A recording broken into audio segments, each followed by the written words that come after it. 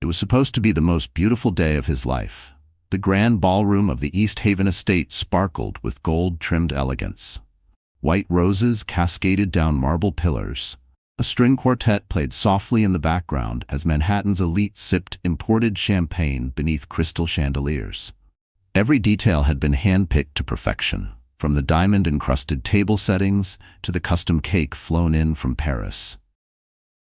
And standing in the center of it all, in a sleek ivory tuxedo with his signature smug grin, was Nicholas Graham. A tech tycoon worth over $800 million, Nicholas had made headlines not just for his app empire, but for his high-profile romance with fashion influencer Chanel Monroe. Tonight was their wedding, and he was about to marry the woman he had publicly claimed was the only one who ever truly saw him. What no one in that ballroom knew was that Nicholas had already made vows to someone else, a woman who now stood pregnant behind those double oak doors with a folder full of secrets and a court order that would silence the room. But just minutes earlier, Nicholas had been on top of the world. "Ladies and gentlemen," the MC's voice rang out, "please welcome the couple of the year, Mr. and future Mrs. Graham." Applause erupted as Chanel made her grand entrance. She looked like something out of a Vogue spread. Her gown was sheer, diamond-threaded silk, with a neckline that plunged as boldly as her ambitions. She beamed under the spotlight, clutching Nicholas's arm as cameras flashed. The press had been invited to cover the ceremony, calling it a celebration of love, luxury, and the digital age. Socialites mingled with influencers. Billionaire investors shared flutes of vintage dame with supermodels. No expense had been spared. This was more than a wedding. It was a PR spectacle, an announcement that Nicholas Graham had finally arrived. And yet, for all his money and control, Nicholas had failed to erase his past. Because what he didn't know, what he couldn't possibly expect, was that his ex-wife, Olivia, had never signed the divorce papers. And more importantly, she wasn't just some ex, she was his legal wife, and she was pregnant. The clock struck 8:03 p.m. when the double doors creaked open without warning. Gasps fluttered across the room as every head turned. A woman stepped into the ballroom, her dress a sharp contrast to Chanel's shimmering extravagance. Olivia Carter Graham wore a structured black maternity gown, minimalist yet striking. Her long brown hair was tied back in a low chignon, her heels clicking against the marble as if the sound alone were a gavel. But it wasn't just her unexpected entrance or her calm expression that sent shockwaves through the crowd. It was what she held in her hand. A thick brown envelope, labeled boldly with a court stamp. The security team looked to Nicholas. He froze. His smile faltered for the first time all night. "Olivia?" he muttered under his breath. Chanel's perfectly manicured fingers tightened around his arm. "Who the hell is she?" The MC stammered over the mic. Ladies and gentlemen, we seem to have." But Olivia cut him off. "I have a court injunction," she said, voice calm, firm, and carried by sheer clarity through the stunned silence. "This wedding cannot legally proceed." Gasps, camera flashes, murmurs erupted like a growing wildfire. Nicholas stepped forward, face pale. "Olivia, what are you doing?" She didn't blink. "You never finalized our divorce, Nicholas, and under New York marital law, you cannot remarry while still legally bound. I'm your wife." She looked down, resting a hand gently over her rounded belly. "And the mother of your child." Chanel's mouth dropped. A collective scream of whispers filled the room. Paparazzi immediately turned their lenses toward Olivia. Security hesitated, unsure what to do. The judge's signature on the injunction was real. The prenup, tucked inside the envelope, was real. And worse, for Nicholas, so was the notarized copy of the marriage license still active. "Security," Nicholas barked, trying to regain control. "Get her out of here." But Olivia stood her ground. "You lay a hand on me," she said coolly, "and I will sue you for assaulting a pregnant woman, your legal wife, in front of 200 witnesses and 6 media outlets." A beat of silence. No one moved. Then someone clapped. It started slowly, deliberately from the back of the ballroom. A man in a dark navy suit stepped forward from the shadows. Lucas Shaw, CEO of Shaw Global Holdings. A corporate titan. A man far wealthier and far more dangerous than Nicholas had ever dared to compete with. And he walked directly to Olivia's side. "Is everything okay, Liv?" Lucas asked, slipping a protective hand around her waist. His eyes locked on Nicholas. She doesn't need to say another word. I've brought a team of lawyers. More flashes. Guests began pulling out phones. Chanel stepped back, horrified. Her carefully constructed image of being the lucky girl who snagged the city's most eligible bachelor was collapsing around her. Nicholas looked like he had been punched in the gut. "Lucas Shaw," he said, stunned. "What are you? Why are you?" "I'm the godfather of her child," Lucas said, his voice dangerously calm. "And I protect what's mine." Olivia didn't speak again. She didn't need to. The entire ballroom had already seen everything they needed to. The cameras, the court order, the belly, and the billionaire now standing protectively beside her. The wedding was over before it began, and the story had only just started. The ballroom had fallen into stunned silence, the kind you only hear after an explosion. But the real blast wasn't Olivia's court injunction. It was the identity she carried behind that calm face and rounded belly, an identity Nicholas had long underestimated. To him, Olivia had been the quiet wife, the placeholder, the one he married for optics when his startup needed an image of stability for investors. What he didn't know, what he never took the time to learn, was who she really was. Before she took Nicholas's last name, Olivia Carter had her own legacy. She was the daughter of Charles and Evelyn Carter, the founders of Carter Global, one of the oldest privately owned family investment firms in the country. Old money. Quiet power. A last name whispered behind closed doors in private equity circles. Olivia had grown up in Connecticut on a sprawling estate with horses, nannies, and private French tutors. But after her parents' tragic plane crash when she was 19, Olivia disappeared from the headlines. Most people assumed she vanished into grief. In truth, she walked away. She didn't want to be known as the orphan heiress. She enrolled in NYU under her mother's maiden name and started over as a scholarship student majoring in social work. She wanted normalcy, real friends, real love. That's when she met Nicholas Graham. He was charming in a used car salesman kind of way, ambitious, witty, and constantly hustling. At the time, he was pitching a beta app for restaurant waitlists that barely worked, crashing on every second refresh. But he had charisma, and he needed a boost. Investors liked stability. They liked married men, men with a supportive partner.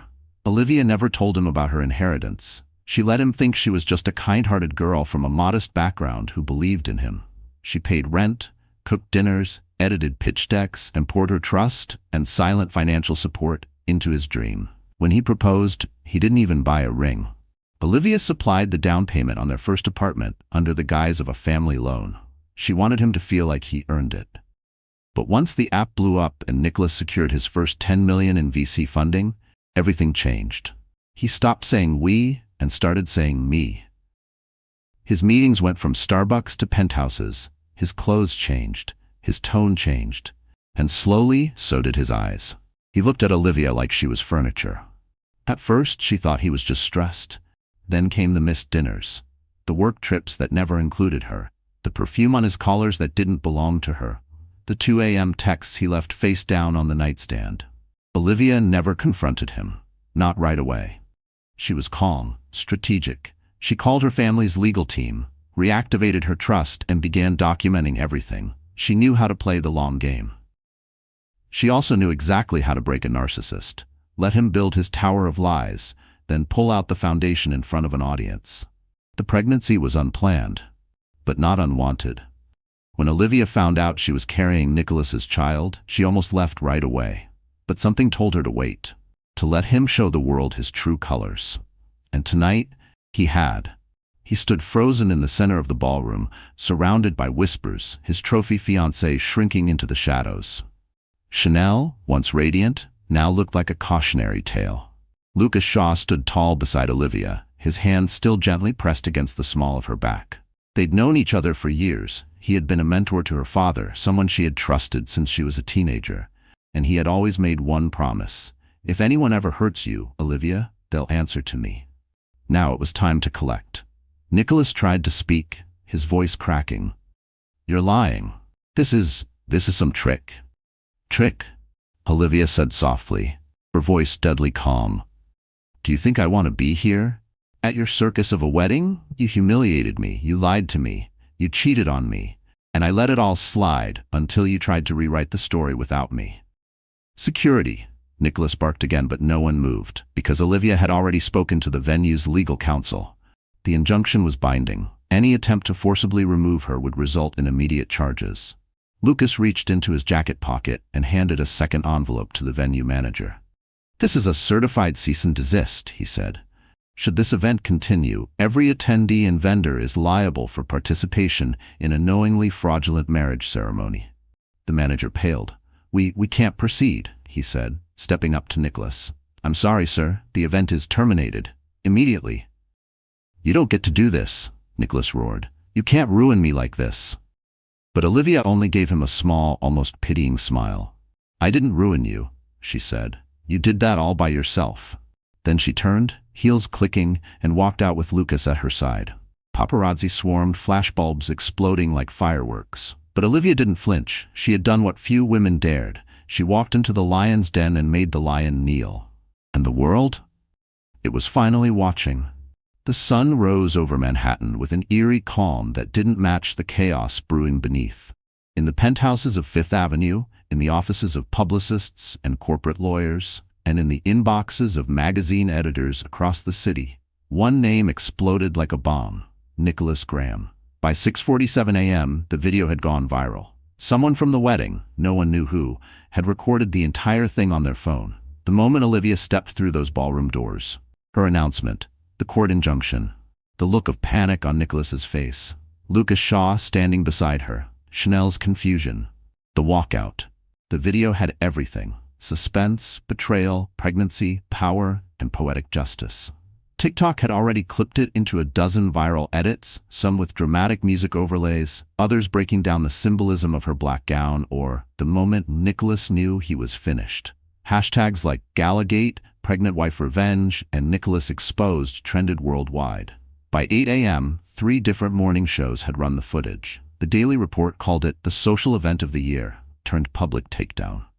Fashion blogs analyzed Chanel's gown next to Olivia's with brutal clarity. One headline read, "How to Wear Power Without Sequins." Nicholas's PR team scrambled, but the damage was done. Olivia, meanwhile, sat in a quiet townhouse on the Upper East Side, wrapped in a soft robe, sipping decaf tea. Her phone buzzed non-stop. She ignored most of it. Her lawyer handled the statements. Her family's security team filtered threats and media inquiries. She simply watched. Across from her sat Lucas, scrolling through his tablet with clinical precision. "You've just dethroned one of the most worshipped tech moguls in America," he said. "How do you feel?" Olivia glanced at her belly. The baby kicked gently. "Relieved," she replied. Lucas smiled. "There's something poetic about it. He built his empire on deception and a woman's silence. And now, silence is exactly what's going to destroy him." She nodded, but her heart wasn't dancing with victory. Not yet, because the next part of her plan was only beginning. Across town, Nicholas sat in his penthouse, shirtless, hungover from a bottle of whiskey he'd downed after the disaster. His phone lit up with angry investor messages. "Do you realize the liability you've created?" one text read. Another, "Sponsors are pulling out. Your face is poison." Chanel had stormed out at 3 a.m. after finding out the prenup she'd signed was meaningless. He was already married. The wedding photos were unusable. Her brand collaborations had dropped overnight. Her Instagram followers turned on her like wolves, accusing her of home-wrecking with glitter and lies. Nicholas tried to call Olivia. She didn't pick up. He tried again and again. Eventually, he sent a voice message, his tone trembling between rage and desperation. "Olivia, please, let's talk. You didn't have to do it like that. You embarrassed me, in front of everyone. I made mistakes, okay? But we were over. You knew we were over." She listened to the message, then deleted it. By noon, Olivia met with her attorneys and presented the next phase of her counterattack. She was filing for full custody of the child and launching a claim for fraudulent asset concealment, based on the fact that Nicholas had funneled millions from their marital estate into private holdings registered under shell companies after she became pregnant. Lucas's lawyers had tracked it all. Every transfer, every offshore account. "You tried to erase me," Olivia whispered to herself. "Now I'll erase you from your own empire." Nicholas finally received a formal summons by 3 p.m. Served at his office in front of his staff, cameras catching the moment as he stormed out, slamming the door. His face was everywhere. but not the way he wanted. That night, Olivia met with someone she hadn't seen in a long time, her childhood friend, Claire Westfield, now a high-powered brand strategist. "I want to go public," Olivia said, surprising even herself. Claire raised an eyebrow. "You sure?" "Yes," she replied. "But on my terms. I want to tell my side. I'm tired of being someone's footnote." Claire leaned forward.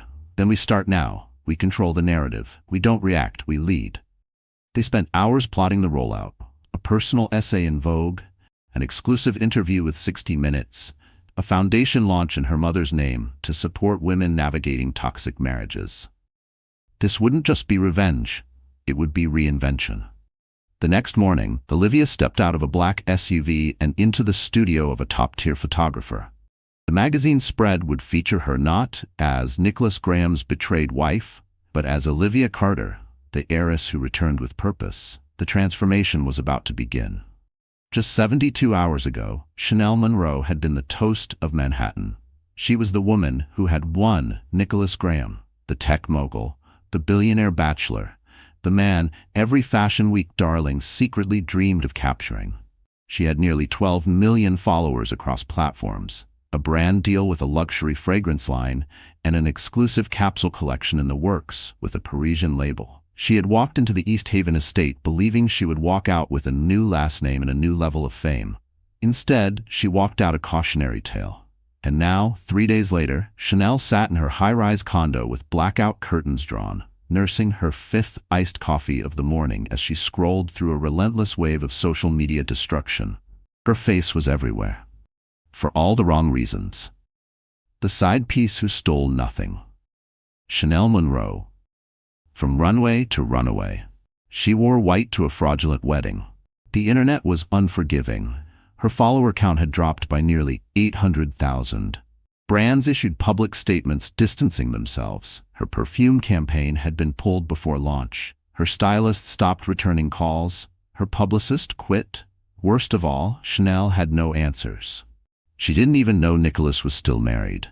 He said the divorce was final, she whispered to herself. Voice cracking. He swore it. But no one cared about what she believed. The world had already decided she was either complicit or stupid. And either way, not worth following. Her phone buzzed with another notification. Olivia Carter exclusive. Why I walked into that wedding pregnant and unbothered. A Vogue cover. Chanel opened it despite herself. The headline was paired with a powerful portrait. Olivia seated gracefully in a modern chair, her hand resting on her pregnant belly, her eyes calm but fierce. The article was beautifully written, detailing Olivia's silence, betrayal, and choice to take control. It painted her as resilient, elegant, and strategic. Chanel threw her phone across the room. It hit a velvet pillow and bounced onto the floor. "How is she winning?" she said out loud, voice trembling. "I was supposed to be the one." Across town, her manager Serena finally returned her call, but the news wasn't good. "Chanel, listen. We need to get in front of this. Damage control. You've been quiet too long." Chanel sniffled. "What am I supposed to say? That I didn't know my fiancé had a wife and a baby on the way?" "Yes," Serena said, bluntly, "because if you don't speak, they'll define you. I'm not going to cry on some morning show. No one's asking you to cry, but you need to remind people who you are. Your brand is collapsing. If you don't salvage it, you're done." Chanel hung up. She knew Serena was right, but Chanel wasn't ready. She wasn't ready to admit that her entire image had been built on lies Nicholas whispered in hotel rooms. She wasn't ready to face the truth. She had been used, not just by Nicholas, but by the entire world that taught her to value attention more than substance. That told her if she looked perfect, she'd be safe. That if she stood next to power, she'd become powerful. But now, she had no wedding, no ring, no career, just silence. Later that night, Chanel finally left the apartment, bundled in an oversized coat and dark sunglasses. She walked into the back entrance of a media studio for a pre-recorded interview. The set was minimal, intimate, just her and one journalist. She sat in the chair. The lights warmed her face. Her hands trembled. And for once, she didn't perform. "I didn't know," she said softly. "I was in love with a man who lied to both of us, to all of us." The interview was raw, messy, honest. She spoke of the whirlwind romance, the promises, the nights she believed in a future that was never real. She even admitted her own naivety. "I should have asked more questions," she said. "But I didn't want the truth. I wanted the dream." It aired the next morning and went viral within hours. Some people mocked her, but others saw something else. Not the villain. Not the homewrecker. Just a girl who got played by the same man who played everyone else. The tides shifted, just slightly. A few brands paused their cancellations. A mental health nonprofit reached out, asking if she'd speak at an event about emotional manipulation and public shame. A producer pitched a docuseries about power, image, and recovery. The cracks in Chanel Monroe's empire had become wounds. But wounds could heal. And as she watched herself speak honestly on screen, for the first time without filters or curated lighting, Chanel whispered a single sentence to herself: "I'm not done yet." By the time Monday morning arrived, Nicholas Graham's empire was already crumbling. What had taken 7 years to build was now unraveling in a matter of hours.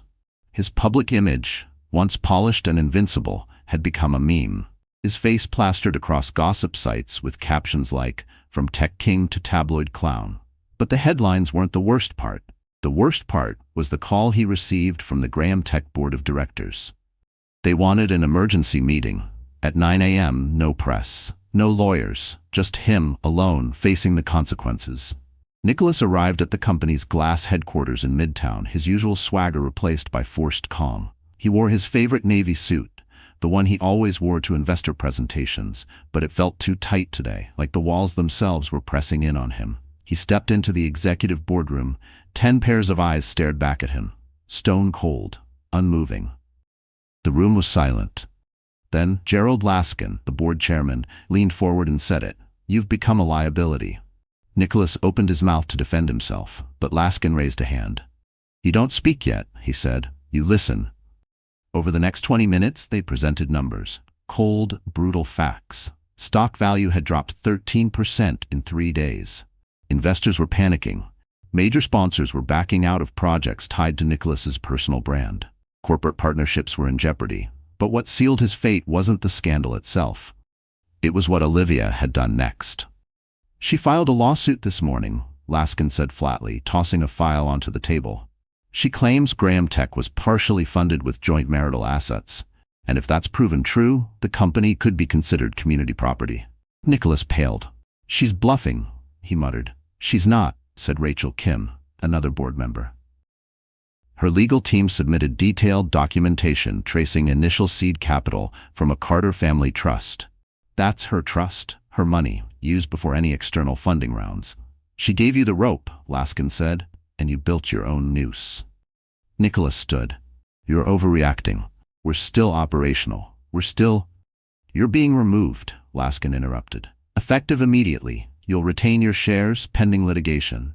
But your CEO privileges, voting authority, and executive decision-making power are suspended." Nicholas slammed his hand on the table. "You can't do that." "We just did," Rachel replied. The room remained calm as security escorted Nicholas out the back entrance. There were no cheers, no sympathy, just silence. He walked through the parking lot in a daze.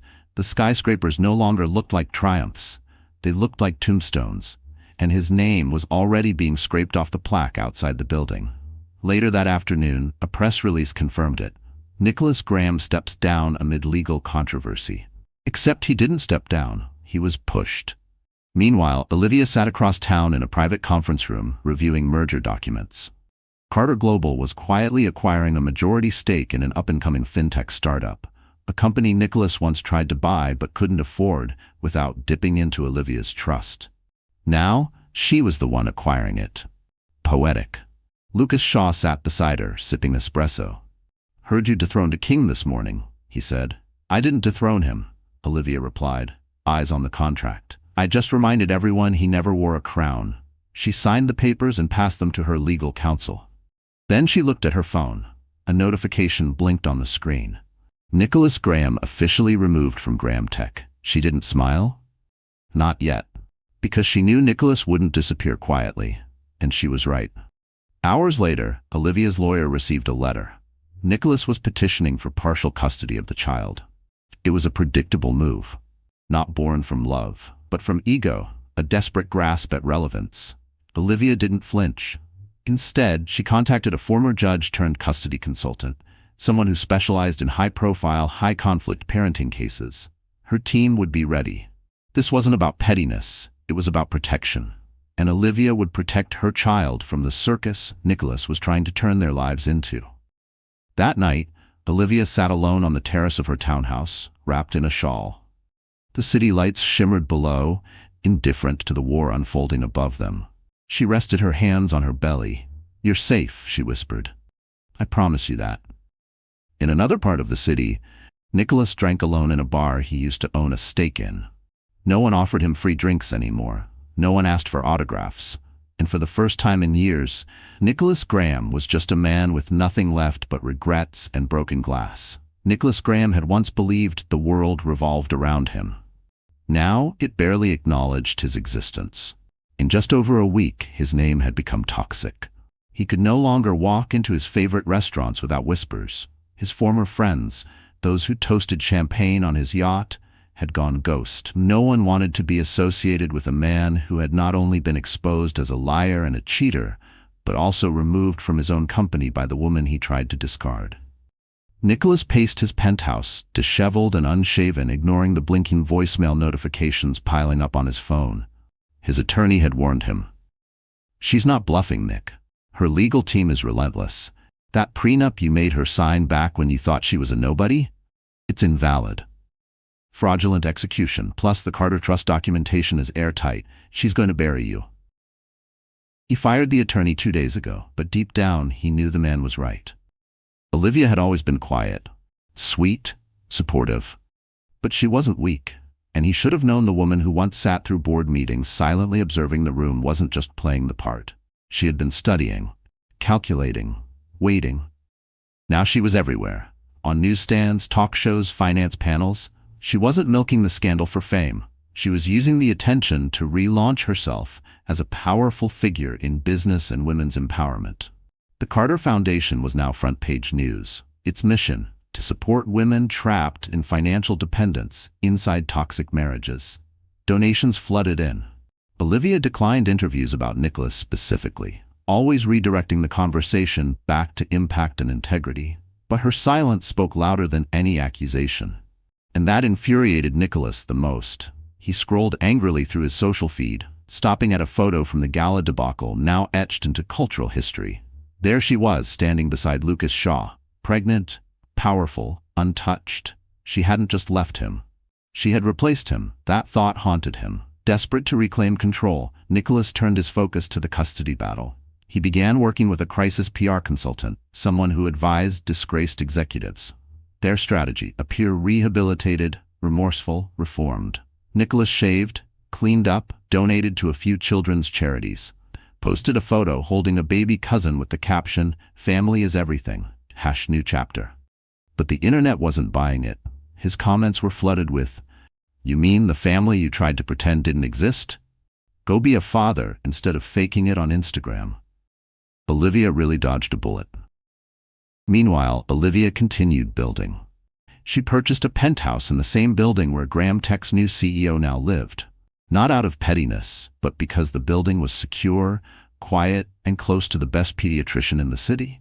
It was symbolic, too. The world Nicholas once claimed was no longer his. One afternoon, Olivia walked into a cafe near Central Park, wearing a soft camel coat and sunglasses. She ordered an herbal tea and sat quietly, checking her emails. She didn't expect to be recognized, but people noticed. 2 women at a corner table whispered and smiled at her. "Are you?" one asked. Olivia looked up, then simply nodded. The woman smiled wide. "You're incredible. What you did, walking into that room? That took guts. Thank you for standing up for women like us." Olivia smiled back, a little caught off guard. "Thank you," she said softly. "That means a lot." As she walked out, she felt something shift inside her. For so long, she had lived in Nicholas's shadow. Now, strangers were thanking her for stepping into her own light. She wasn't just fighting for her child or herself anymore. She was representing something bigger. But Nicholas wasn't done. One rainy evening, just as Olivia was arriving home, her assistant rushed to her side. "There's a video," she said breathlessly. "He posted it an hour ago. You need to see this." Olivia's heart thudded. She sat down and opened the video link. Nicholas appeared on screen, seated in a dimly lit room, wearing a gray sweater and a vulnerable expression. Piano music played faintly in the background. "I've made mistakes," he began. "I've hurt people. I've let ego blind me to what matters. But I love my unborn child, and I want to be part of their life." He looked into the camera. "Olivia, if you're watching this, please let me be a father. Not for me, for them." The video had racked up 2 million views. Some called it manipulative. Others praised his courage. His PR team was clearly trying to spin redemption. But Olivia saw it for what it was, a last-ditch performance. She closed the video and looked at her reflection in the window. Her face was calm. Unshaken, she turned to her assistant. "Call the attorneys," she said. "I want supervised visitation only, no negotiations." She paused, then added, "And we'll start prenatal therapy. I want my child to grow up understanding boundaries, even before they can speak." That night, Olivia lay in bed, her hand on her belly, feeling the baby kick. Nicholas could try every trick in the book, but she was already 10 chapters ahead. Nicholas Graham thought he had faced every possible twist: the viral humiliation, the loss of his company, the collapse of his public image, the custody battle spiraling out of control. Every power play he tried to mount was crushed beneath the weight of Olivia's calm precision. But he still didn't know the full story. He didn't know what Olivia had hidden, not from malice, but from mercy. And he was about to find out. It started with a single envelope, delivered by hand.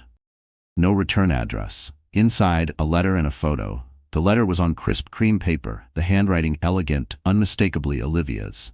The photo was older, faded slightly at the corners. A much younger Olivia, no more than 20, standing beside an elderly man in a hospital room. He was frail but smiling. The man looked familiar, but Nicholas couldn't place him. He read the letter. "Nicholas, you never asked who I really was. You were so quick to decide I was small. Just a bookstore girl with a kind heart and a quiet voice. But you never asked where that voice came from. Let me tell you now." The rest of the letter unfolded like a slow, deliberate storm. Olivia had spent her early college years volunteering at Memorial Sloan Kettering. Not for credit, not for resume building, but for one patient, her grandfather, Elias Carter, the founder of Carter Global, a legend in investment circles. The man who built one of the most discreet yet powerful financial dynasties in American history. A man who'd gone mostly off-grid after retiring in the early 2000s. Few photos existed. Most people assumed he had passed quietly years ago, but Elias had lived long enough to teach Olivia everything he knew. "While you were pitching dating apps to frat boys," Olivia wrote, "I was sitting across from a man who negotiated billion-dollar treaties without blinking, who showed me how to read balance sheets like novels, how to hold power without raising your voice." She went on to explain how Elias, in his final year, entrusted her with his private holdings, a collection of assets not even publicly linked to the Carter family name. Because she wasn't just an heiress. She was the executor. Nicholas dropped the letter. He stared at the photo again, now recognizing the eyes. Olivia had Elias's eyes, quiet but watchful. Unmoving even under pressure. She had been playing chess while he was bragging about checkers. His phone buzzed with a call from his new legal team. He didn't answer. Instead, he opened his laptop and did a deep search on Carter Global's recent activity. That's when he saw it. A new holding company, Ashen Ridge Capital, had just acquired 3 of Graham Tech's most critical third-party vendors. Ashen Ridge's founder? Olivia Carter. Nicholas slumped in his chair. She wasn't just pulling away from his orbit, she was dismantling it from the outside. And he never saw her coming. Across the city, Olivia sat in her private office, watching the stock tickers scroll across the screen. She didn't smile. She didn't gloat. She simply nodded when the acquisition finalized. Lucas Shaw stepped into the room with 2 coffees. "You ready for what's next?" he asked. She looked at him. "He knows now." Lucas smirked. "Let me guess, he's spiraling?" She didn't answer. She didn't need to. Lucas handed her a folder. Inside were strategic outlines for expanding the Carter Foundation into global markets, education programs, microloans for women in crisis, prenatal health resources in underserved communities. "I don't want to just destroy what he built," Olivia said. "I want to replace it with something better." Lucas raised his cup. "To better." Later that night, as the city buzzed beneath the stars, Olivia sat on her balcony, the baby moving gently under her palm. The skyline looked different now. Not threatening, but full of promise. Nicholas once held this city in the palm of his hand. Now, she was the one everyone watched. And she wasn't done yet. It had been 57 days since Olivia Carter walked into her estranged husband's wedding and turned the most glamorous event of the season into a national spectacle. 57 days since the world gasped. Since Nicholas Graham's empire cracked. Since a pregnant woman in black proved that quiet power was the deadliest kind. But Olivia didn't stop at revenge. She transformed. Her makeover wasn't just physical, though the media obsessed over it. Gone were the thrift store sweaters and secondhand shoes Nicholas used to ridicule. In their place, structured suits in ivory, navy, and emerald, custom-tailored by eco-conscious designers. She wore clean lines and bold statements, her pregnancy never hidden, but embraced as part of her armor. Fashion magazines couldn't get enough of her. Harper's Bazaar called her the new face of executive femininity. Time named her Woman of the Month, not for the scandal, but for what she did after. Because Olivia wasn't interested in being a trending headline, she was rewriting the rules. Every day, she reported to the Carter Global Building, not as a token heiress, but as managing partner of Ashen Ridge Capital. She led board meetings, negotiated international acquisitions, and launched a mentorship initiative for young women in finance. The top floor of her building now housed the Ascend Initiative, a program connecting formerly abused or silenced women with careers in law, business, and medicine. She didn't just walk away from Nicholas. She walked into something greater. Across the city, people couldn't stop talking about her. At power lunches, corporate retreats, and TED conferences, one name kept resurfacing. Olivia Carter. Did you see her speech at Columbia? She's launching a maternal health clinic in Nairobi next month. She's not just reclaiming her story, she's re-engineering what resilience looks like. Meanwhile, Nicholas had faded. His followers dipped below 1 million. His name was tied to legal battles and unpaid settlements. No one invited him to events anymore. His investor contacts no longer replied. Even Chanel Monroe, after her emotional interview, had moved on, signing a deal to host a docuseries on reclaiming identity after toxic love. Nicholas watched from the sidelines, bitter and irrelevant. But Olivia, she never even looked back. One Friday morning, she walked into the Carter Global Penthouse for a keynote presentation. It was a media summit on ethical finance and generational wealth, attended by CEOs, politicians, and celebrities. Her speech was live-streamed to over 4 million viewers. She stood tall at the podium in a scarlet pantsuit, her hair pinned in a soft twist, one hand gently resting on her round belly. Her voice was steady, controlled. Women are expected to be quiet when betrayed, she began. We're told to forgive quickly, to avoid embarrassment for our sake or for theirs. But silence doesn't heal. It protects the wrong people. The room went still. I stayed silent for years, she continued, until the moment came when silence was no longer survival. It was complicity. So I spoke. I walked into a ballroom where I was never invited to speak, and I took up space. Applause. Her speech lasted 18 minutes. By the end, several audience members were in tears.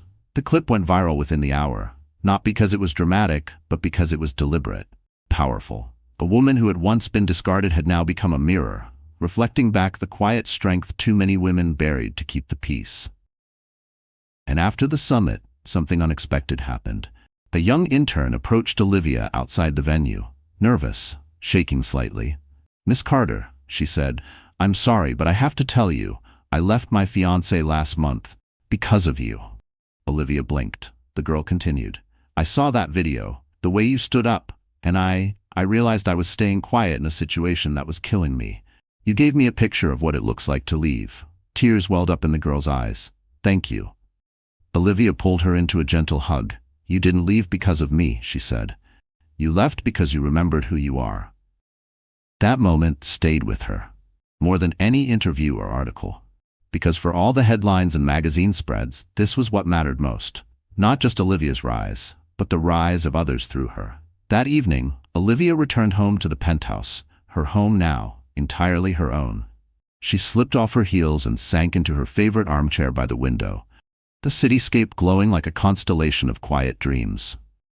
She was due in 5 weeks. She had already prepared the nursery. Neutral tones, natural light, no gold nameplates or CEO in training signs. Just calm, softness, safety. Everything she never had with Nicholas. Her phone buzzed. It was Lucas. "You know the rumor going around?" "Which one?" "That you're going to be president someday." She laughed softly and texted back, "One revolution at a time." Then she closed her eyes and rested her hands on her belly. This wasn't the life Nicholas planned for her. It was the life he never believed she was capable of creating, which made it all the more beautiful. It had been exactly 3 months since Olivia Carter stepped into that infamous ballroom and stopped a wedding with nothing but her presence and a court order. Now, she was returning to another ballroom, but this time as the guest of honor. The Women of Impact Gala was one of the most prestigious events of the year. Hosted at the Grand Solstice Hotel in Uptown Manhattan, it celebrated leaders who had redefined power, purpose, and social change. Olivia wasn't just attending, she was receiving the Legacy Award. But that wasn't the twist. Nicholas Graham would be there too. The board of a nonprofit he once donated to had invited him months ago, long before the scandal. And while many expected him to cancel, Nicholas, ever the strategist, saw this as a chance to reintroduce himself. His publicist teased a redemption arc. Whispers swirled that he'd be walking the red carpet with a mystery woman. But no one could have anticipated what actually happened that night. The venue was a dream of glass and gold. Camera crews lined the entrance. Reporters called it the Met Gala for Minds. Olivia arrived fashionably late, and when she stepped out of the car, the entire world seemed to freeze. She wore a custom black velvet gown with a deep emerald cape draped over her shoulders. Her baby bump, now only weeks from delivery, was wrapped in silk and strength. Her diamond earrings were heirlooms from her grandmother.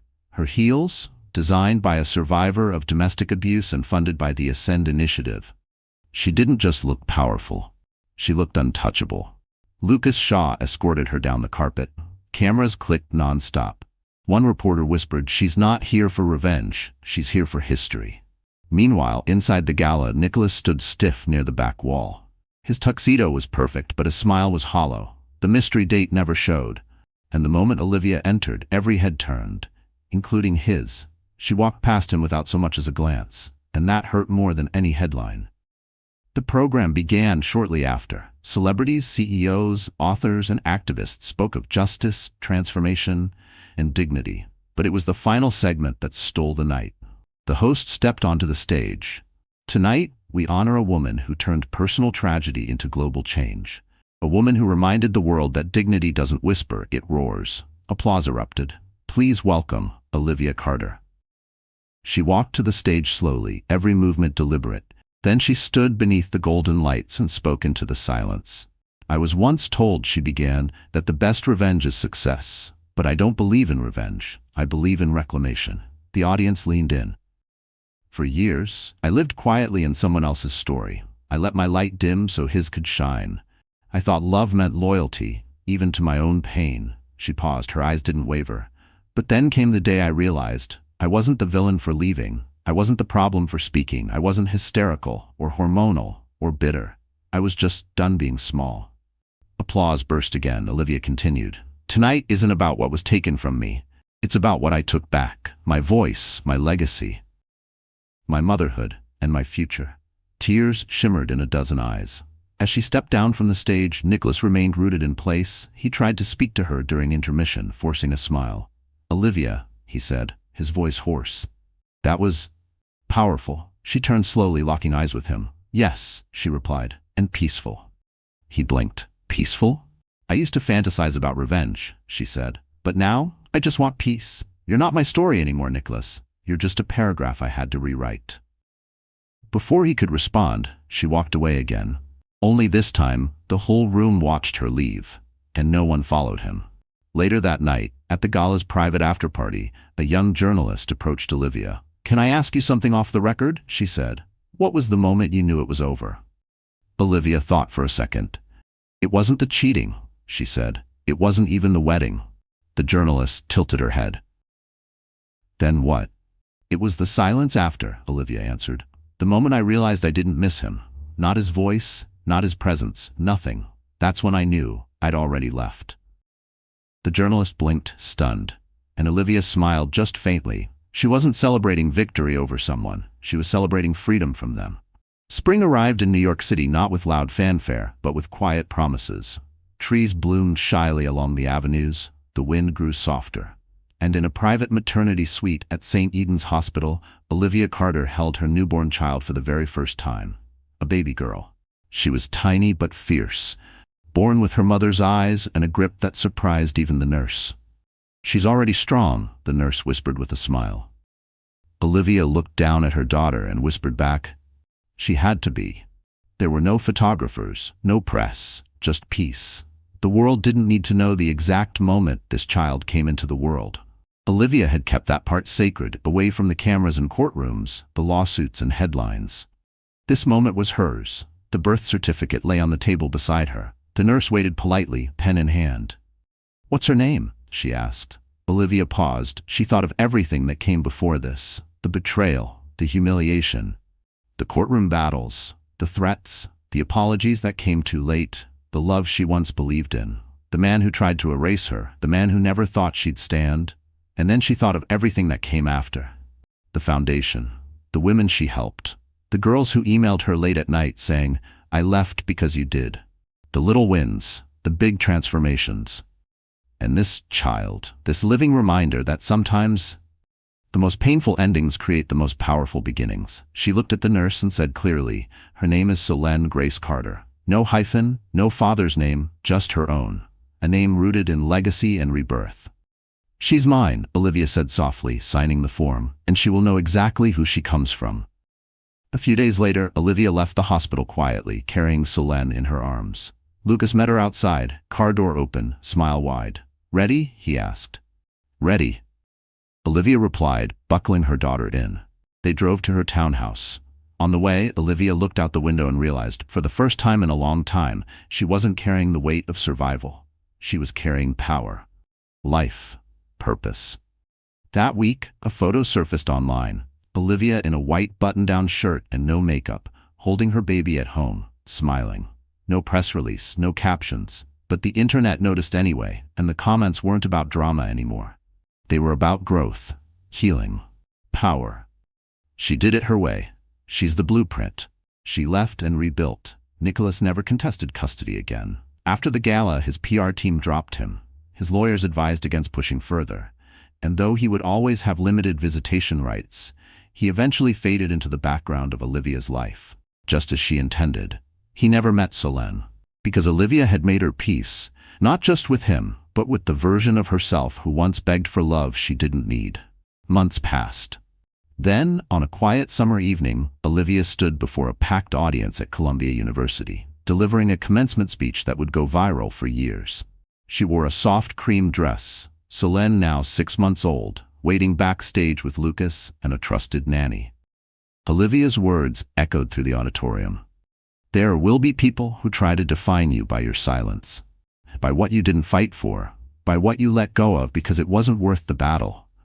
But hear me. Your peace is not weakness. Your stillness is not surrender." She paused. "I left a man who didn't see me.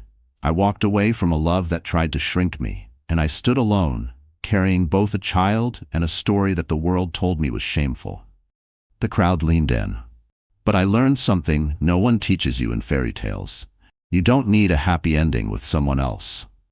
You just need a beginning with yourself." Thunderous applause. That clip would circulate online for years. Taught in classes, quoted in books, used in voiceovers for videos of women walking away from pain and into their power. And yet for Olivia, the real joy wasn't in speeches or articles. It was in the everyday. In watching Solène giggle as sunlight danced across her crib, in sipping coffee on her terrace before dawn, in leading board meetings where her voice wasn't interrupted anymore. One afternoon, she received a letter. No return address, no signature, just a simple note. "You didn't just win, you rewrote the entire game, N." She folded it once and placed it in a drawer, not because she needed to remember him, but because it reminded her of who she used to be and who she'd never be again. That night, she held Solène in her arms and whispered, "You'll never have to earn love. It will find you freely, just like you found me." She kissed her daughter's forehead and sang softly. The past had been loud, but her future? It was full of grace. So the story has ended, our wonderful friends. Are you still here, even now? If you are, then maybe, just maybe, something in Olivia's journey touched your heart. Because this wasn't just a tale about betrayal and power. It was about rising from silence, about the strength it takes to walk away from what breaks you and into what rebuilds you. Olivia didn't just stop a wedding. She reclaimed her voice, her future, and her peace. And in doing so, she gave every woman watching a new blueprint. You don't need revenge. You need remembrance of who you are and what you deserve. As one quote from Heterodox Healing says, sometimes the deepest healing comes not from fixing, but from finally letting go. If this story stirred something in you, don't let it fade. Comment your thoughts below. Tell us what part hit you the hardest. Like, share, and most importantly, subscribe to our channel. Let's keep building a community where stories like Olivia's aren't rare. They're reminders. The roar of the jet engines sliced through the summer night, scattering the murmurs of the glittering crowd below. Every face turned toward the runway as the sleek matte black Gulfstream G700 touched down, its landing lights slicing through the velvet darkness like a blade. It wasn't just any landing strip. This was the private tarmac of the Royal Horizon Hotel and Resort, a place where the wealthiest of the wealthy descended like gods from Olympus. Tonight, it had been rented exclusively for the Future Vision Gala, an event that was already humming with champagne-fueled gossip. And in the center of it all, at the foot of a red carpet leading from the runway, stood Nathaniel Cross. At 38, Nathaniel was a man who had clawed his way into New York's elite with a charm that could sell ice to an Eskimo, and a ruthlessness that could gut an empire. His sharp tuxedo gleamed under the floodlights. His arm rested lazily around the waist of a woman who looked like she'd been poured into her glittering silver gown. Sabrina Vale, his fiancée of exactly 3 months. They were the couple everyone was talking about. Not because of their whirlwind romance, but because of the woman who wasn't there. Nathaniel's ex-wife, Claire Lawson Cross, 6 months pregnant when he'd walked out, hadn't been seen in nearly a year. The breakup had been messy, whispered about in boardrooms and beauty salons alike. Officially, Nathaniel had fallen in love with Sabrina after a chance meeting at a charity gala. Unofficially, half the city knew Sabrina had been in the picture long before the divorce papers were signed. The crowd buzzed as Nathaniel tightened his hold on Sabrina's hip. "That jet belongs to a head of state or a tech mogul," she whispered, her lips curling into a knowing smirk. "Whoever it is, they're not here for you." Nathaniel smiled thinly. "They might be. I know everyone worth knowing." The Gulfstream rolled to a smooth stop. A ground crew in crisp uniforms rushed forward, laying out a thick scarlet runner from the jet stairs to the reception area. Security men with earpieces fanned out, their presence enough to ripple a sense of importance through the onlookers. Cameras from the press pit clicked and whirred, hungry for the first glimpse of the passenger. The jet's cabin door swung open with a hydraulic hiss. A single figure stepped into the doorway. For a heartbeat, no one breathed. She was framed by the warm golden light spilling from the cabin, her silhouette instantly commanding. A cascade of chestnut hair spilled over her shoulders in glossy waves. Her dress, an off-shoulder silk gown in midnight blue, clung gently over the curve of her very pregnant belly before flowing into a slit that revealed toned legs and diamond-studded heels. A glint of platinum and sapphire shimmered at her throat, the kind of necklace you only saw locked behind bulletproof glass. And then the murmurs became gasps. "It's her," someone whispered near the press line. Nathaniel's jaw locked. Sabrina's smirk faltered. "Claire." It had been 11 months since Nathaniel had last seen her. 11 months since she had walked out of their penthouse without a word, leaving behind nothing but her wedding ring on the marble counter. He had imagined her somewhere small, hiding in shame, worn down by pregnancy and heartbreak. But the woman descending the jet stairs tonight was not the one he'd discarded. This Claire moved like she owned the air around her. She held the railing with one manicured hand, the other resting protectively over her bump. Her gaze swept over the crowd, unhurried, unafraid, like she was weighing each face and finding them irrelevant. At the bottom of the stairs, a man was waiting, tall, broad-shouldered, the kind of presence that made even security guards straighten. He wore a black suit that fit like it had been poured over him, a watch worth more than most houses, and a face that was instantly recognizable to anyone who had ever picked up a business magazine. Elias Drake, billionaire, CEO of Drake Global Holdings. A man whose name could send stock markets trembling. And he was here, waiting for Claire. The cameras went into overdrive as Elias stepped forward, offering his arm with a warmth and deference that made the crowd's collective jaw drop. Claire slid her hand into the crook of his elbow, as if it had always belonged there. Sabrina leaned in toward Nathaniel, her voice a sharp whisper. "What the hell is she doing here? And with him?" Nathaniel didn't answer. His mind was reeling, 1,000 questions colliding in his head. Why was Claire with Elias Drake? Why was Elias looking at her like she was the only person in the world? The master of ceremonies, visibly flustered, hurried to greet the pair. "Mr. Drake, Miss Lawson, welcome." The name caught in the air like static. She wasn't using Nathaniel's last name. She wasn't Mrs. Cross anymore. As the flashes from the cameras lit up the night like lightning, Elias bent his head toward Claire, murmuring something that made her lips curve into a small, private smile. Then, in full view of the stunned crowd, he pressed a kiss to her hand. The sound of shutters clicking was deafening. Nathaniel's throat felt dry. His fingers tightened involuntarily on Sabrina's hip, earning him a sharp look. He barely noticed. All he could see was Claire, radiant and unbothered, standing beside a man who could buy and sell his entire company before breakfast. And then Claire's eyes met his. It was only for a moment, but it was enough to hollow him out. There was no anger in her gaze, no sadness, no plea for recognition, just cool detachment, the kind that told him she didn't see him as an equal anymore. If Nathaniel had been smart, he would have looked away. Instead, he held her stare until she turned, slowly, deliberately, back to Elias, dismissing him without a word. Around them, the whispers had shifted tone. The name Claire Lawson was passing from mouth to mouth, accompanied by words like Drake's partner, power couple, and game changer. The gala's original main event, the unveiling of Nathaniel and Sabrina as a philanthropic power duo, was evaporating like mist under the heat of the spotlight now fixed on the new arrivals. As Elias led Claire toward the main entrance, Nathaniel felt the world tilt. For the first time in a long while, he wasn't the center of attention. And deep in his gut, he knew. Whatever story Claire was about to tell the world, he wasn't going to like his part in it. The jet engines behind them began to power down, but for Nathaniel, the noise in his head was just beginning to roar. Long before the cameras flashed and the jet stairs gleamed under floodlights, Claire Lawson was just a small-town girl who believed love was enough. She grew up in Maplewood, a sleepy town where everybody knew your business before you did. Her father, Dean Lawson, owned a modest auto repair shop. Her mother, Rose, ran a bakery that smelled of cinnamon every morning. They weren't wealthy, but they were honest, and they raised Claire to believe hard work and kindness could open any door. Claire had been a straight-A student, the kind who stayed late to tutor others for free. Her beauty was understated. Warm brown eyes, an easy smile, and the kind of natural grace that made people feel comfortable. She wasn't the girl everyone chased in high school, but she was the one they remembered years later.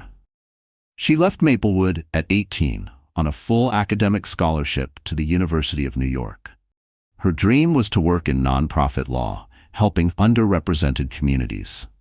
She waitressed at night, studied during the day, and sent part of her earnings back home to help her parents keep the bakery running when her father's health began to fail. It was during her junior year that she met Nathaniel Cross. Nathaniel had been a guest speaker in one of her business law classes, a young, confident entrepreneur already making waves with his first tech startup. Claire wasn't impressed at first. Sure, he was handsome in that tailored suit, Wall Street kind of way, but she had no interest in men who measured their worth in dollar signs. Nathaniel, however, noticed her. After the lecture, he struck up a conversation, curious why she hadn't been one of the many students trying to impress him. She told him bluntly, "Money's nice, but it doesn't mean you're smart or kind." He laughed, genuinely amused, and asked her to have coffee. Against her better judgment, she said yes. Coffee turned into dinner. Dinner turned into weekend trips. Nathaniel was charming, attentive, and surprisingly vulnerable with her. He spoke of wanting to build something lasting, of having grown up in a cramped apartment with a single mother. He admired her dedication to law school and her refusal to be impressed by wealth. By the time she graduated, they were inseparable. Nathaniel proposed in the gardens of the Brooklyn Botanic Garden, slipping a simple diamond ring onto her finger. Claire didn't care that it wasn't huge. She cared that the man on one knee looked at her like she was his future. Their early years were sweet, but lean. Nathaniel's business was still finding its footing, and Claire worked at a small legal aid office, often taking cases that paid little but mattered deeply. They lived in a modest apartment, cooked dinner together most nights, and dreamed of one day having children. Then Nathaniel's luck shifted. A major investment came through, and suddenly, the company exploded. Overnight, they went from budgeting for groceries to buying a penthouse with floor-to-ceiling views of the Hudson. The man who once laughed about fancy suits now owned 10. Claire, happy for him, adjusted as best she could to the world of galas, board meetings, and lavish vacations. At first, Nathaniel still seemed like the same man, bringing her coffee in bed, asking her opinion on big decisions, making her laugh until her cheeks hurt. But the more successful he became, the more that version of him seemed to fade. He started to see her less as a partner and more as an accessory. She'd catch him rolling his eyes when she talked about her pro bono cases. "You're too smart to waste your time on people who can't even pay you," he'd say, half joking, half serious. The subtle jabs grew sharper. Her clothes weren't polished enough for the events they attended. She needed to fit the part if she was going to stand beside him in public. He began spending more nights out networking, coming home late with the faint scent of perfume that wasn't hers. Claire told herself it was stress, that every marriage went through rough patches. When she discovered she was pregnant, she thought it would pull them closer again. Nathaniel seemed happy at first, holding her tighter in bed, talking about names, promising they'd make room in their busy lives for family. But the cracks didn't heal. One night, 6 months into her pregnancy, she found out the truth in the worst possible way. She had been invited to a charity gala by a friend from law school. When she arrived, she saw Nathaniel across the room, his hand on the small of a stunning blonde's back, introducing her to investors as someone very special. The humiliation was sharp and public. Their eyes met across the crowd, and instead of guilt, Nathaniel looked annoyed, as though she had ruined his evening simply by being there. They fought that night, words ricocheting off the marble walls of their penthouse. Nathaniel didn't deny the affair. In fact, he justified it. "You've changed, Claire. All you talk about is the baby in your cases. I need someone who's part of my world." Her world shattered in that moment, not because of the betrayal, but because she realized she had been living in a marriage where her worth was measured by how well she fit into his image.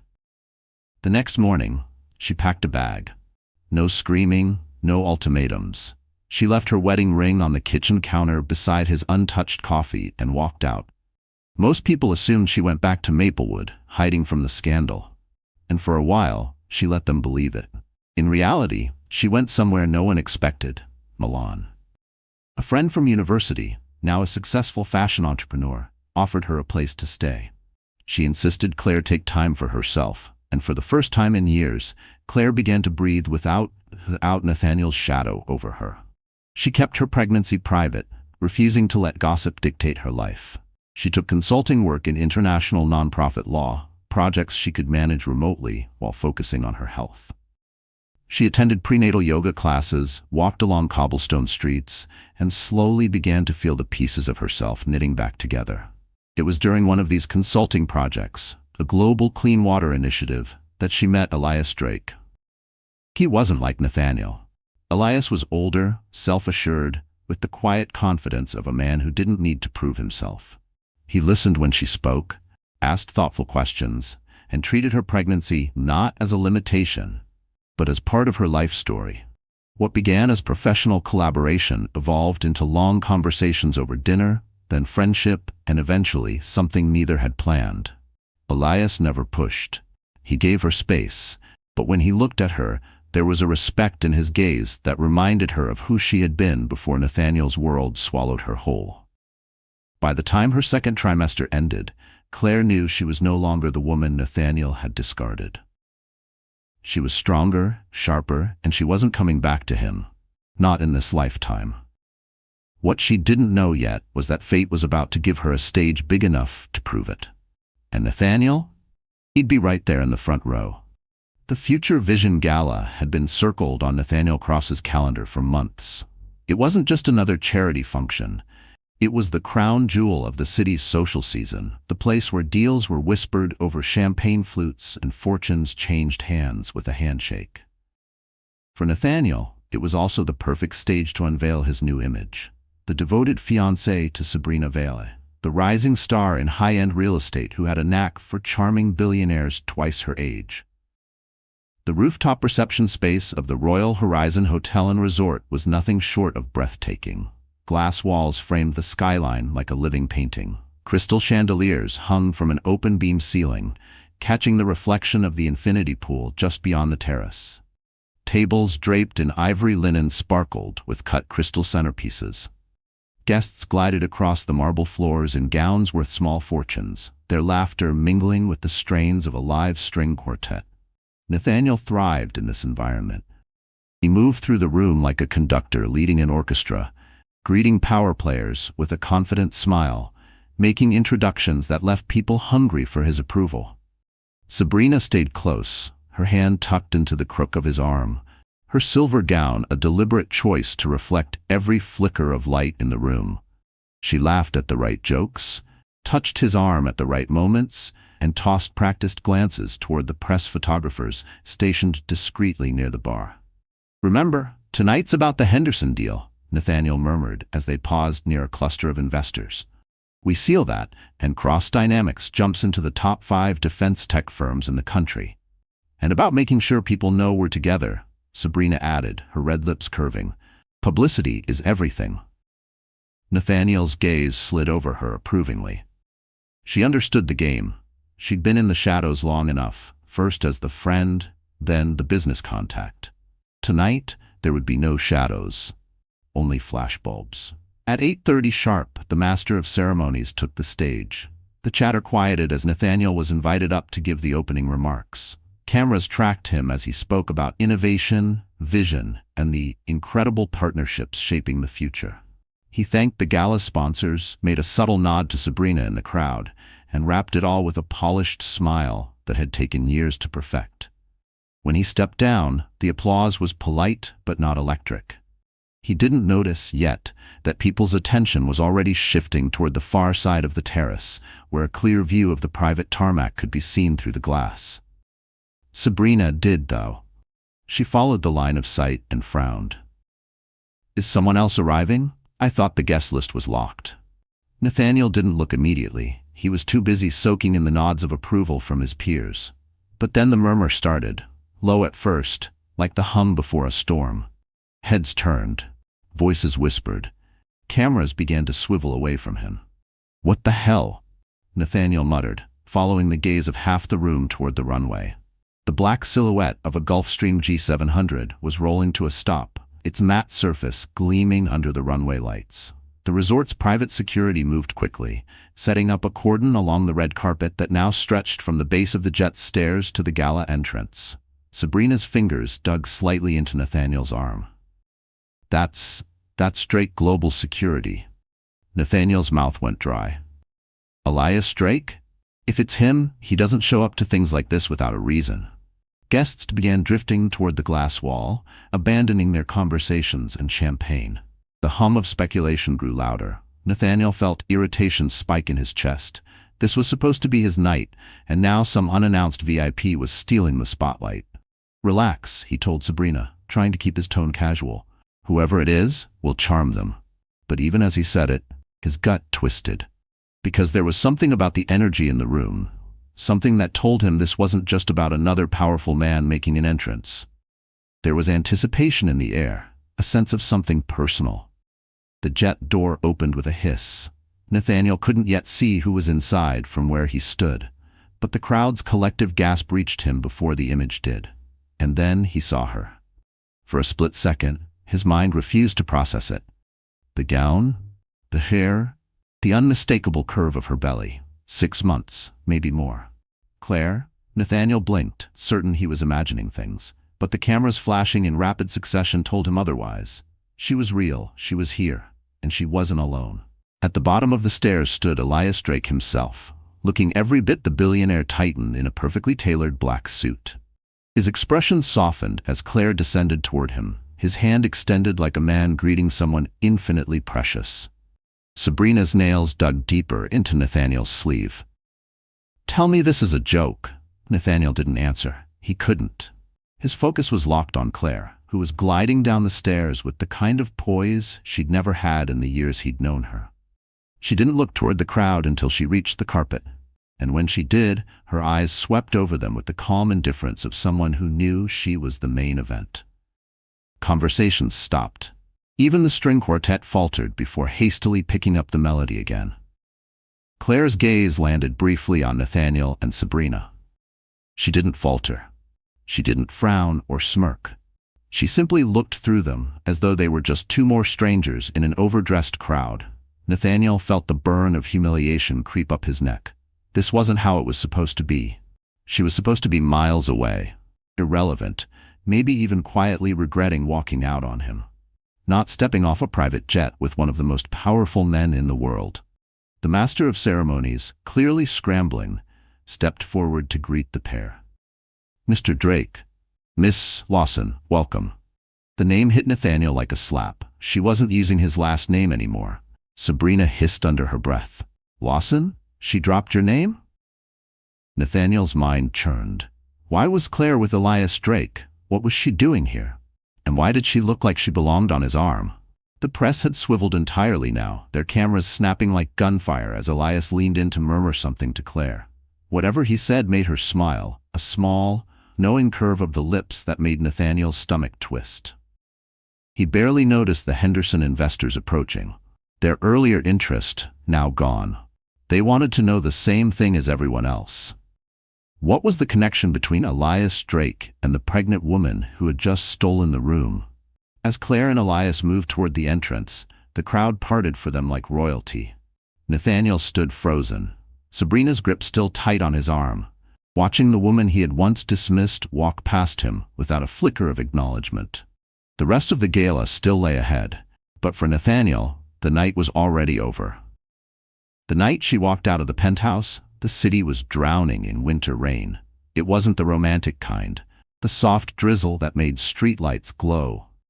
This was the bitter, icy kind that seeped into your bones, turning every gust of wind into a slap. Claire didn't even have an umbrella. She had left too quickly for that. Her hair clung to her cheeks, the hem of her coat already soaked, but she didn't stop. Not when her body was trembling from more than the cold.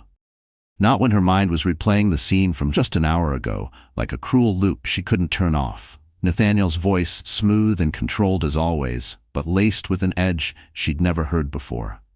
"You've changed, Claire. All you talk about is the baby and your cases. I need someone who's part of my world." Part of his world. The words were acid in her chest. His world now meant private jets and glittering events, influencers with practiced laughs, and a future built on press coverage rather than trust.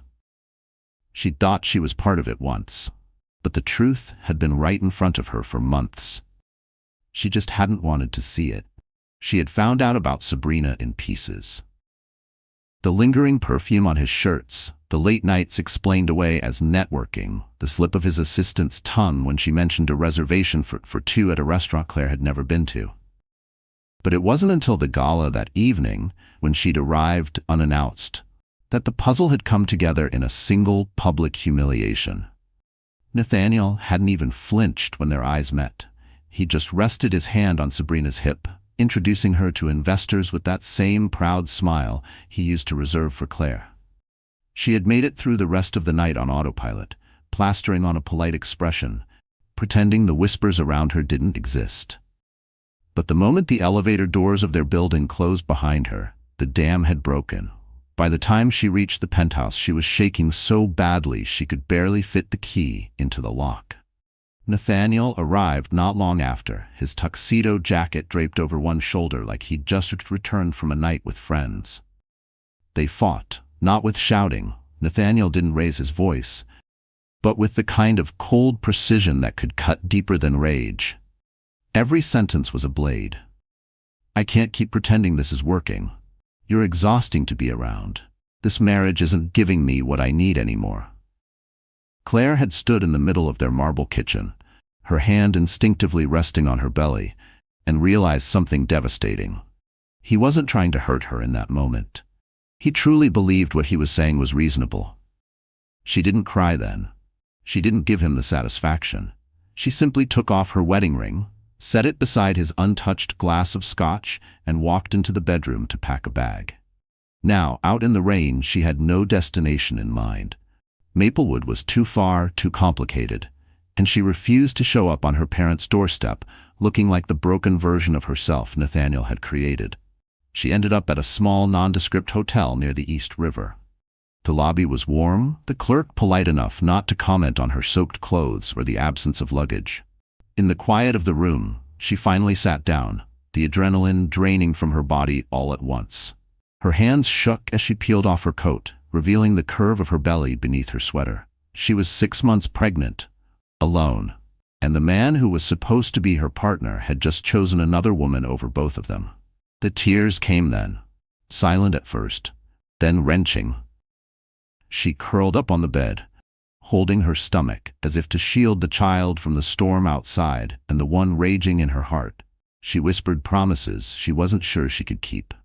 "I'm here. I won't let you down. We'll be okay." Sleep didn't come. Her mind kept circling back to every moment she'd ignored the signs. The nights Nathaniel brushed off her touch, the way he'd begun introducing her at events without mentioning her accomplishments, as if her only identity was being his wife, the way he'd subtly mocked her work in nonprofit law, saying it was cute, but wouldn't change the world. By morning, she looked in the mirror and barely recognized herself. Her eyes were swollen, her skin pale, her hair a tangled mess.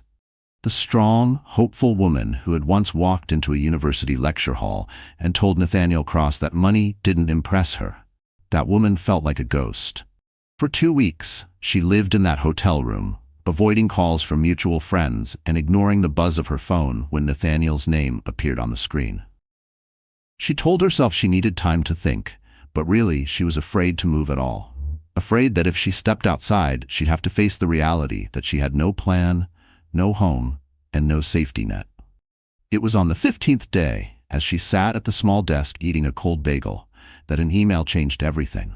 It was from an old friend from law school, Sophia Romano, who now worked for an international NGO based in Milan. The subject line was simple: a lifeline, if you want it.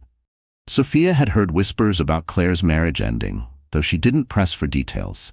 What she did offer was a chance to work on a new legal initiative for water rights in developing countries. It would be remote for the first few months, then based in Milan. "I know it's sudden," Sophia wrote, "but maybe sudden is what you need." Claire stared at the email for a long time. Milan felt like another planet. But the idea of starting over somewhere Nathaniel couldn't touch her, where she could be just Claire Lawson again, lodged itself in her mind and refused to leave.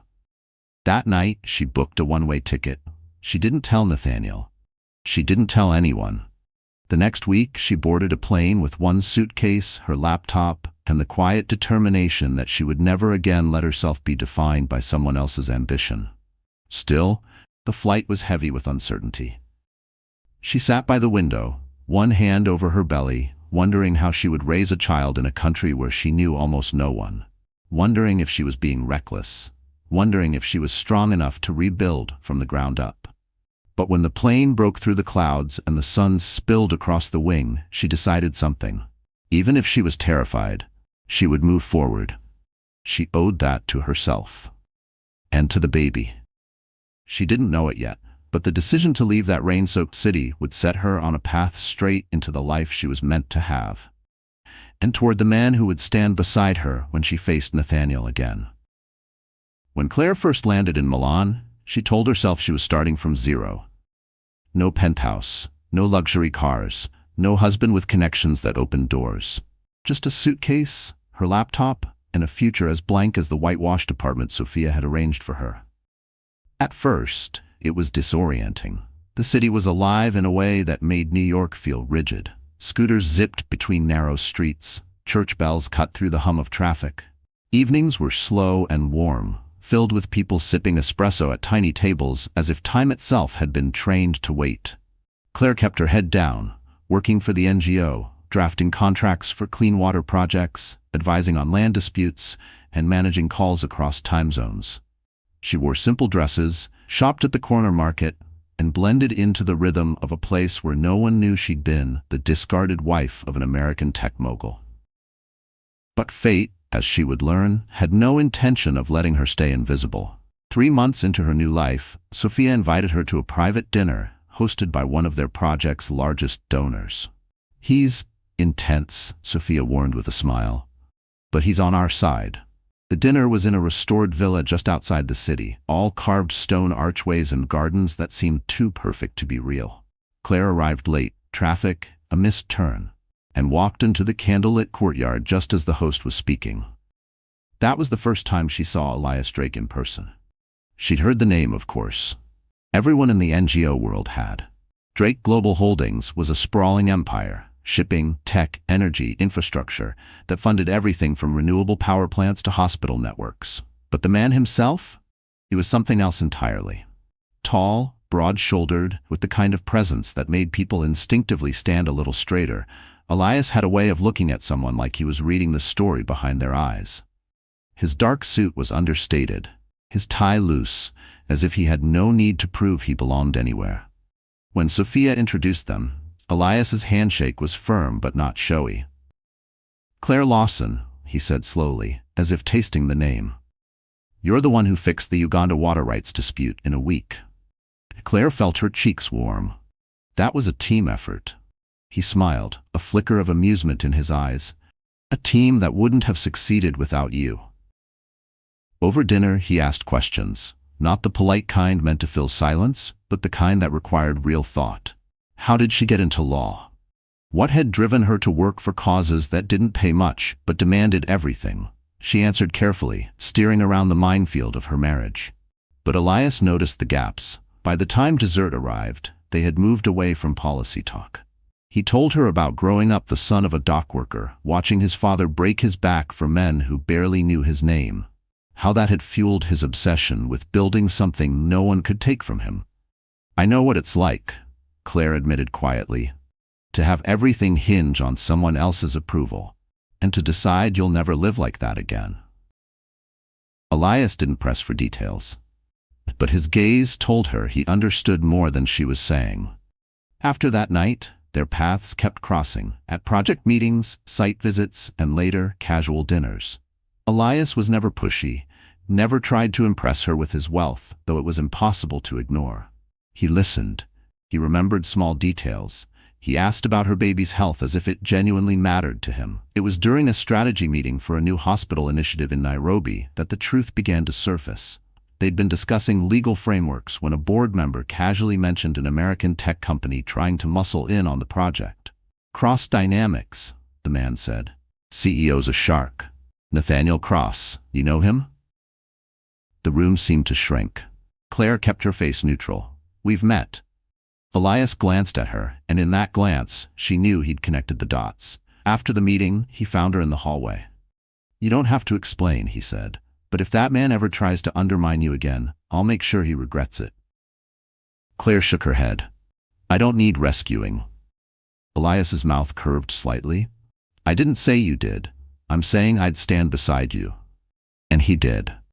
Over the next few months, Claire's role in the NGO expanded.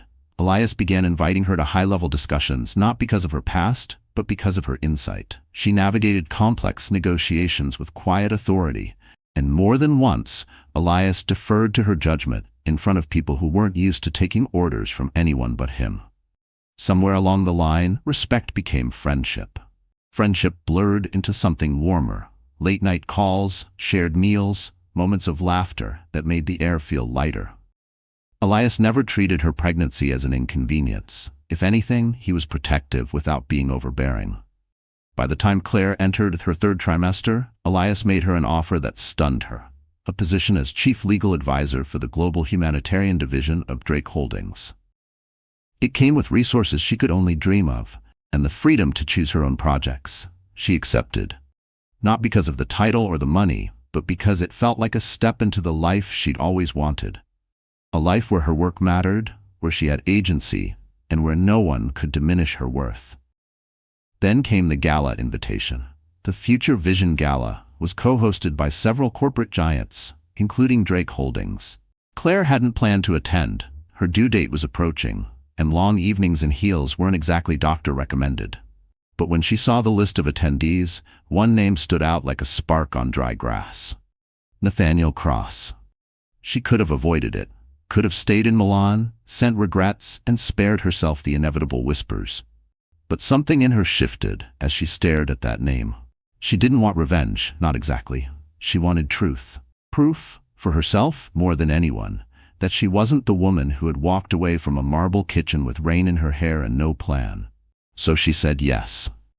Elias didn't question her choice. He simply arranged for the Drake Global jet, had his security coordinate with the resort, and told her, if you're walking into a room where he is, you're not walking in alone. When the night came, Claire dressed slowly, deliberately. The midnight blue gown draped perfectly over her bump, the sapphire necklace catching the light like frozen fire. Her hair was swept into soft waves, her makeup subtle but precise. On the jet, Elias sat across from her, reviewing notes for his speech. At one point, he looked up and said, "You know, the moment you step off that plane, he'll realize you were never his to define." Claire met his gaze steady. Good, that's the point. By the time the Gulfstream touched down on the private tarmac, she felt no fear, only clarity. She wasn't there to make a scene or to provoke him. She was there to live her life, in full view, without apology. Nathaniel would be at the bottom of that metaphorical list, just another person watching her walk past. And if the sight of her on Elias Drake's arm shook the foundations of his carefully constructed world, well, that was just gravity doing its job. Transformation didn't happen for Claire overnight. It wasn't as simple as buying a new wardrobe or walking with a straighter back. It began in small, almost invisible ways, choices that looked insignificant from the outside but rebuilt her piece by piece. The first change was her mornings. In New York, she had woken to the sound of Nathaniel's phone buzzing with early conference calls, her own day dictated by his schedule. In Milan, she set her alarm for sunrise, not because she had to, but because she wanted to. She would sit on the narrow balcony of her apartment, sipping chamomile tea, watching the city slowly come alive. For the first time in years, she wasn't rushing. She wasn't trying to keep up with someone else's pace. She started walking everywhere. The cobblestone streets and uneven staircases of the city weren't kind to heels, so she wore soft leather flats, weaving through morning markets and quiet piazzas. Strangers smiled at her, not because of her last name or the man she was with, but because she was simply another person in the world. Her work flourished in that quiet. With the resources Elias had given her in her new role, she built a small but fierce legal team that specialized in untangling some of the world's most complicated humanitarian contracts. She negotiated with ministries, faced down corporate lawyers twice her age, and won cases that directly changed thousands of lives. Each victory was another thread in the fabric of her confidence. Physically, she changed too, not in the way magazines sell makeovers, but in a deeper sense. Pregnancy had reshaped her body, but instead of hiding it, she began to embrace it. She chose clothing that celebrated her form: silk gowns, tailored coats, wrap dresses that moved with her rather than constricting her. She cut her hair into long, layered waves that framed her face, softening the angles she'd grown too critical of. One afternoon, Elias stopped by her office unexpectedly. She was leaning over a conference table, explaining a complex clause to her team. When she looked up, he was standing in the doorway, studying her with a faint smile. "What?" she asked. "Nothing," he said. "Just, you look like you own the room." She didn't tell him, but that was the first time in years she truly believed she did. Her social life shifted as well. The people around her weren't there because of Nathaniel's business cards. They were friends, colleagues, allies. She spent evenings at small dinner parties where conversations ranged from art to politics to whose pasta recipe was superior. She laughed more. The kind of laughter that left her cheeks aching, the kind she hadn't realized she'd been missing. Still, there were nights when old memories crept in. She would think of the girl who had walked out into the rain that night, suitcase in hand, wondering if she'd made the biggest mistake of her life. On those nights, she would place her hands over her belly, feeling the flutter of life inside, and remind herself, "You left to save both of you." As her due date drew closer, Elias became a more constant presence. Not in the way Nathaniel had been, hovering, possessive, but in a quiet, steady way. He accompanied her to doctor's appointments when Sophia couldn't. He made sure she had what she needed without making it feel like charity. And when she expressed concern about balancing work and motherhood, he listened without offering empty reassurances. "You'll figure it out," he said simply. "You've figured out everything else." In late spring, a package arrived at her apartment. Inside was a gown, midnight blue, cut to flow over her pregnancy with elegance, and a matching sapphire necklace. There was no note, just a small card with the logo of a luxury Milanese designer. She didn't need one to know who it was from. When she called Elias to thank him, he brushed it off. "I saw it in the window and thought it would look good on you. No agenda." But she suspected he knew exactly what he was doing. He was giving her the armor she would one day wear into battle. That battle came sooner than she expected. A week later, the gala invitation arrived. Her first instinct was to decline. She didn't want to wade into Nathaniel's world again, to risk the whispers and sidelong glances. But the more she thought about it, the more she realized she didn't have to see it that way. This wasn't his world anymore. It was simply a room she had every right to walk into. Preparation for the night became a ritual. She booked a stylist, something she'd never done before, not even during her marriage. She wanted precision, hair, makeup, gown, all of it a reflection of the woman she had become. On the day of the gala, she woke before dawn. The stylist arrived mid-morning, filling her apartment with the scent of hairspray and the rhythmic click of makeup brushes against glass jars. By late afternoon, the gown hung perfectly on her frame, the necklace resting against her collarbone like it had been made for her alone. When Elias arrived to escort her to the jet, his expression told her everything she needed to know. "You're ready," he said simply. The flight to the resort was smooth, the hum of the engines almost meditative. Claire sat by the window, the city lights falling away beneath them, and thought about the road she had taken to get here. Every doubt, every sleepless night, every moment she'd had to choose herself over the fear of starting again. This was more than an entrance. It was a declaration. As they approached the runway, Elias leaned toward her. "When you step out there, you don't owe anyone a single word of explanation." She smiled faintly. "I know." The jet touched down with a whisper of tires against tarmac. Claire felt the shift in the air even before the engines powered down. Somewhere beyond those cabin doors was a crowd expecting someone else to be the story of the night. But tonight, the story was hers. The stairs lowered. Claire stood, smoothing the silk over her belly, the sapphire necklace cool against her skin. She glanced at Elias, who offered his arm, not as a claim, but as an ally. And when the door opened to the flood of runway lights, she stepped forward without hesitation. The air outside the jet was warmer than Claire expected, carrying the faint scent of salt from the nearby harbor.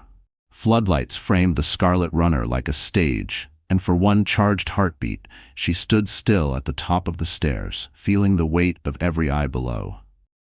Elias moved first, descending the steps with an unhurried grace that signaled absolute authority. Cameras clicked like a drum roll. Then he turned back, extending his arm toward her. She placed her hand in his and began her descent. It was astonishing how quiet the crowd became. Moments ago, the terrace had been buzzing with champagne chatter and deal-making laughter. Now, the only sounds were the shutter bursts of photographers and the low hum of the engines winding down. Even the string quartet inside had paused mid-measure. Her sapphire necklace caught the lights, sending small flashes into the faces staring up at her. The silk of her midnight blue gown flowed over the curve of her belly, a bold declaration rather than something to hide. She felt no urge to rush. Every step was deliberate. At the bottom, Elias's security parted the crowd with efficient precision, guiding them toward the main entrance. That's when she saw him, Nathaniel, standing frozen near the glass doors. Sabrina latched onto his arm like a vice. His face was unreadable for exactly 1 second. Then she saw it, the flicker of disbelief, followed by the tightness of a man fighting to keep control. Sabrina wasn't as disciplined. Her mouth actually fell open before she masked it with a brittle smile. Her silver gown suddenly looked like a poor imitation of something Claire had once worn to one of Nathaniel's product launches. Claire's gaze slid over them without pause, but Elias, perceptive as always, slowed just enough to make the moment unavoidable. "Mr. Cross," Elias said evenly as they drew level, his deep voice carrying in the stunned quiet. "Didn't expect to see you here." Nathaniel's jaw flexed. "Mr. Drake, likewise." His eyes flicked to Claire. "Claire," she met his gaze, cool and steady. "Nathaniel?" Just the name. No venom, no warmth. The absence of emotion was its own kind of power. Sabrina, perhaps sensing the imbalance, jumped in. "We were just telling people how surprised we are to see you, especially like this." Her eyes dropped pointedly to Claire's stomach. It was a cheap move, designed to remind the room of the timeline, to reduce her to gossip fodder. But before Claire could respond, Elias's voice cut through. "Like this?" He tilted his head slightly, as if inviting her to explain. Sabrina's smile faltered. "I just meant pregnant and all." Claire spoke then, her tone calm enough to make the words land harder. "Pregnant and successful. Pregnant and working on projects that will outlast all of us. Pregnant and walking into a room where I belong." A murmur rippled through the crowd, subtle but unmistakable. Nathaniel shifted his weight, his eyes narrowing. "Still the dramatic one, I see." Claire didn't rise to it. "Still the one who mistakes truth for drama, I see." For a beat, the air between them tightened, full of things neither would say here. Then Elias placed a gentle hand at her back, guiding her toward the open doors. But before they stepped inside, Claire turned back, not to Nathaniel, but to the crowd that had been pretending not to watch. "Excuse us," she said lightly. "We have a gala to attend." It was subtle, but the message was clear. The conversation was over, and she was the one ending it.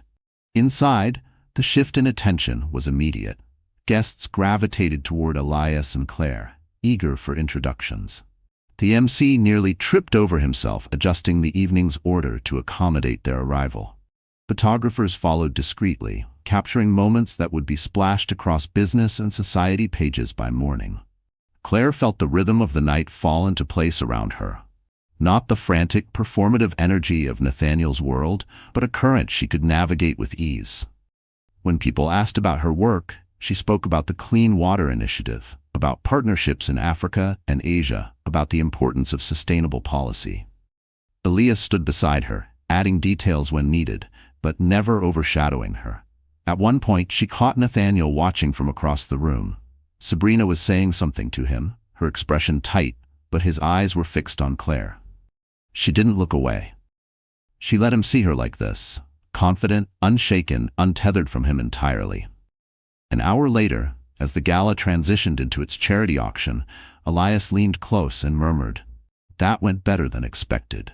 She smiled faintly. "I wasn't here for him." "I know." His gaze softened, but he needed to see it. When the auction ended, Claire and Elias made their way to the terrace.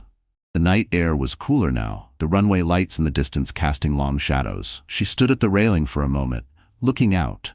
Not at the jet that had brought her here, but at the city beyond. This wasn't about proving Nathaniel wrong anymore. It was about proving herself right, that leaving had been the first step toward something greater. Inside, music swelled again, the crowd resuming its flow. Claire turned from the view, ready to rejoin the world that had once felt closed to her. And somewhere across the room, Nathaniel Cross finally understood. She hadn't come back to his orbit. She'd built her own, and it was far brighter than his. The gala ended in a swirl of applause and crystal clinking, but Claire and Elias slipped out before the crowd began to thin. The air outside was cooler now, the night sky deep and clear above the tarmac. The Gulf Stream waited, its lights glowing like beacons in the dark. Claire took a long breath. The adrenaline from the evening was still humming through her veins, but it wasn't the sharp, jittery kind she used to feel after events with Nathaniel. This was steady, grounded. Elias noticed. "You handled that perfectly," he said, walking beside her. "I didn't go there to handle him," she replied. "I went there to show up for me." They reached the bottom of the jet's stairs before Elias spoke again. "Still," he said, "you did more than that. You made sure every single person in that room saw you for who you are now." She smiled, a small, private curve of her lips. Then it was worth the trip. As the engines started their slow build, she glanced back once toward the glittering rooftop terrace in the distance. Somewhere up there, Nathaniel was probably replaying every second of her arrival, searching for cracks in the armor that didn't exist. She didn't wish him well, but she didn't wish him harm either. She simply didn't wish him anything. And that, she realized, was the truest form of freedom. The flight back to Milan was quiet. The kind of quiet that comes when two people don't need to fill space with words. Claire watched the city lights fall away beneath them, her hand resting on her belly. Every so often, she felt the small, reassuring movements of the life inside her, and it reminded her exactly why she'd fought so hard to reclaim herself. In the days that followed, news of the gala spread faster than she could have imagined. Photos of her stepping off the jet with Elias were everywhere. Business blogs, society columns, even international news outlets. The captions varied. Humanitarian lawyer stuns at Future Vision Gala. Claire Lawson, from small-town girl to global game-changer. And of course, the more sensational headlines that loved the angle of the pregnant ex-wife. She ignored the gossip. She answered only the calls that mattered. Partners from her NGO work, old friends who reached out with genuine pride, journalists who wanted to talk about the Clean Water Initiative instead of her personal life. Nathaniel never called.